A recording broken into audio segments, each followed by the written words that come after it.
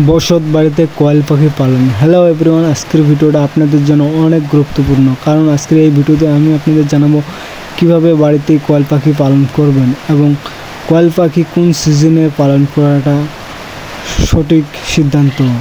Hello everyone, তো আপনারা শীতকালে ভুলেও কোয়েল পাখি পালন করবেন না, কারণ শীতকালে কোয়েল পাখি ঠান্ডা লাগে, এমন ঠান্ডা লাগার কারণে কোয়েল পাখি অসুস্থ হয়ে মারা যায়।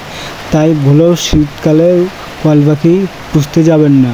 কোয়েল পাখি পোষার জন্য আপনারা সবসময় গরমকালে যে সময় গরম সিজন সেই সময় কোয়েল পাখি পালন করবেন এবং সেই সময় কোয়েল পাখি খাবার দেওয়ার চেষ্টা করবেন।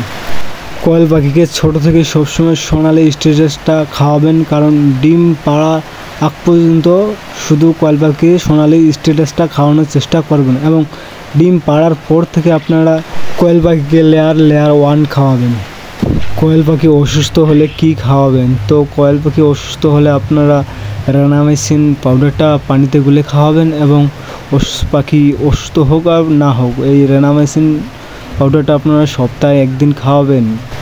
কোয়েল পাখিকে সবসময় শুকনো জায়গায় রাখার চেষ্টা করবেন এবং জায়গাটা যেন পরিষ্কার হয়, আর কোয়েল পাখি সবসময় পরিষ্কার জায়গায় রাখার চেষ্টা করবেন, কারণ পরিষ্কার জায়গায় না রাখলে পাখিটা অসুস্থ হয়ে মারা যাবে। তাই আপনারা সবসময় কোয়েল পাখিকে শুকনো জায়গায় রাখবেন। কোয়েল পাখির সব ধরনের আপডেট পেতে আমাদের সাথেই থাকুন।